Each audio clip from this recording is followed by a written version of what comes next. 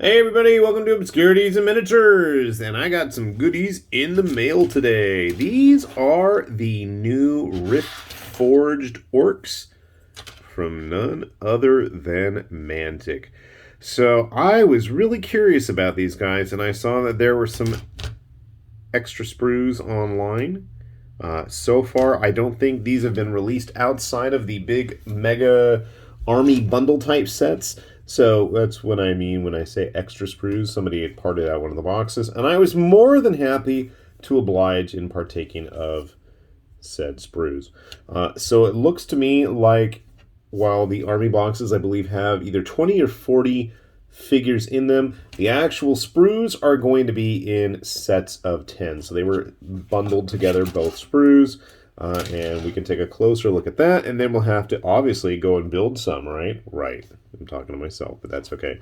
So like I said, you got 10 bodies. It looks like 5 and 5 of the same sculpts. That's not a big deal. We have, again, 5 and 5 with the shield designs. Curious what kind of patterns. Vaguely thunderbolt, fireballs, lightning, elements. But nice. We've got some support arms. Okay, so these two weapon tips, as I hurl the sprues all over the table here, are going to actually go on some of the weapons. You'll notice that everything is labeled. Okay. These are doubled up, so you're going to have a set on top and a set on bottom. But again, these are going to be the double-handed weapons. So part A. Oh, wait a minute.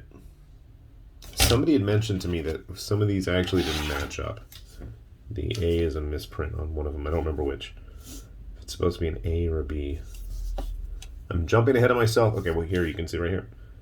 It's a B. Okay, that's the issue. I don't know which hand is which, so I'll have to play around. But the B hand is the one that is going to actually take the weapon head that's actually labeled A. So something to be aware of there. We don't have... Oh, no, we don't have any heads on this sprue. Okay. We do have a set of shoulder pads. So it looks like we got 5 over here. And then another 5 over here on this one. So there's 10 shoulder pads in all. If you're really wanting your orcs heavily armored. I do. Looks like, again, we have 5 different one-handed hammers.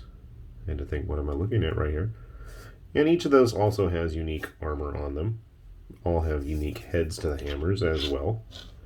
So we have 2 sets of those, and then we also have 2 sets of double-handed hammers for the heavy weapon type dudes. And quite a few heads. Overall, detail looks pretty good.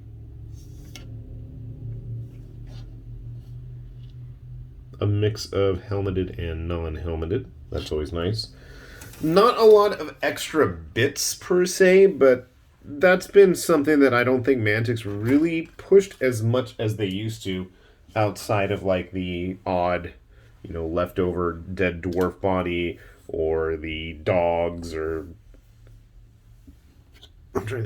frogs also, and ferrets or a weasel. I forget what was on the Naiad sprue, but it's definitely something that what's it called? Mantic has had before. So you guys might have noticed I did paint a couple of them up already. And overall, I mean, I thought the casting was really sharp, and I don't know if it was just me with this Bonnie that I painted or what, but I had a hard time really discerning where some of his armor actually begins and ends, mostly on his legs. So you can see there, there's the various folds of armor, but everything just kind of morphs together. I guess it's just really heavy stuff. I also had a hard time discerning the teeth on this face. Maybe that wasn't the best one to paint, for starters.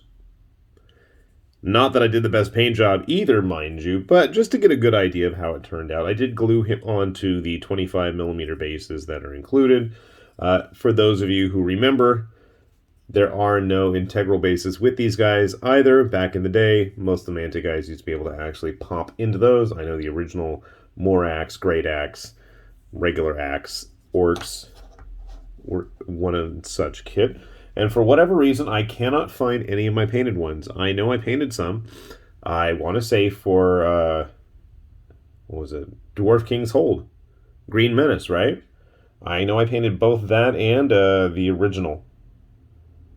Because I want to say that the green... Was it Green Horde? I don't even remember now. The one that had the elves and the orcs. I know I painted those. And I know I painted the original with the dwarves versus skeletons as well. I'm rambling at this point, but that's okay. I thought it'd be fun to grab a few other Dwellers of Mantica, just to give you guys a good idea.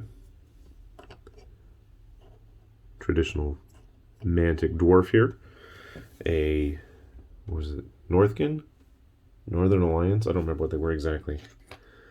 It's been a while since I've even looked at Vanguard. Unfortunately, I have not had a chance to play anything.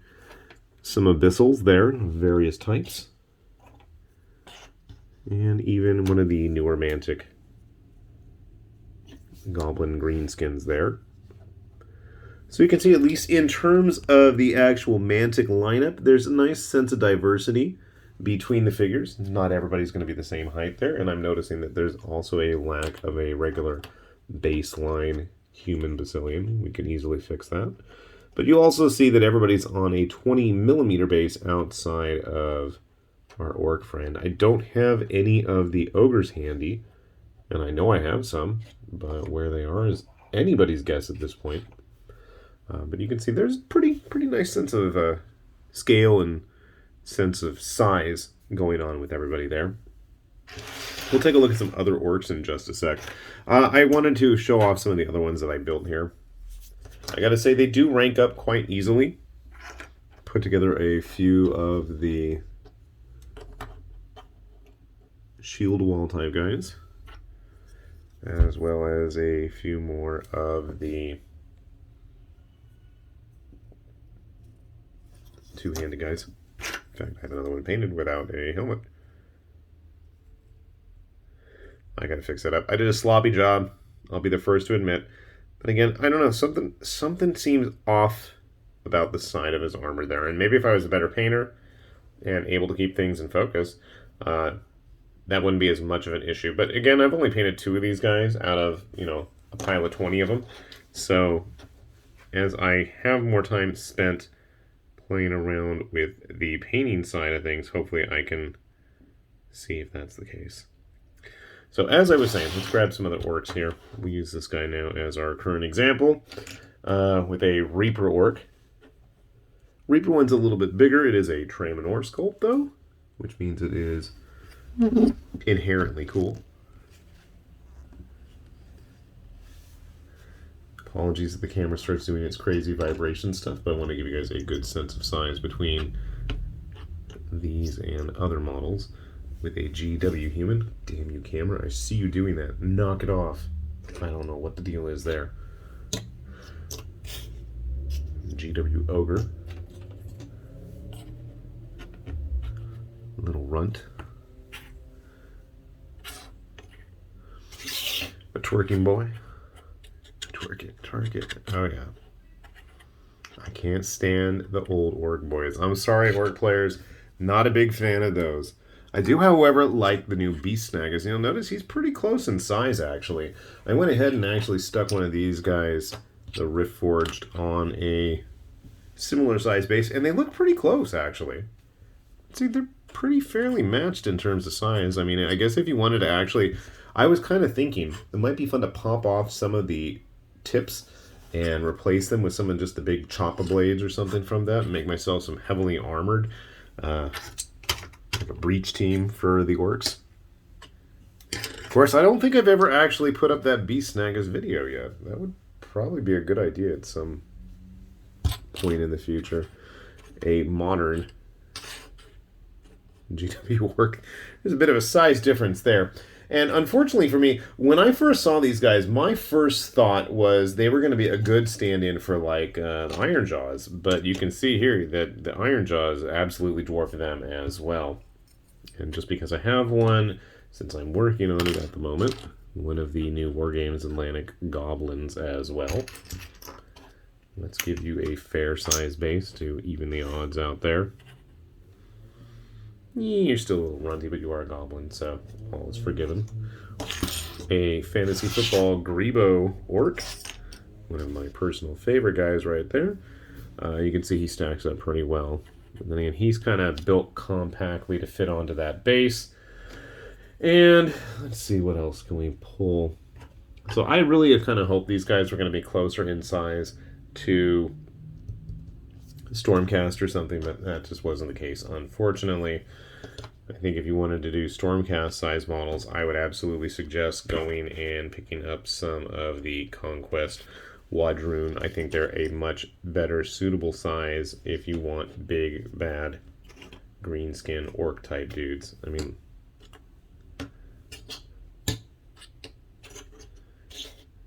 comparable to a Stormcast, I'd say so.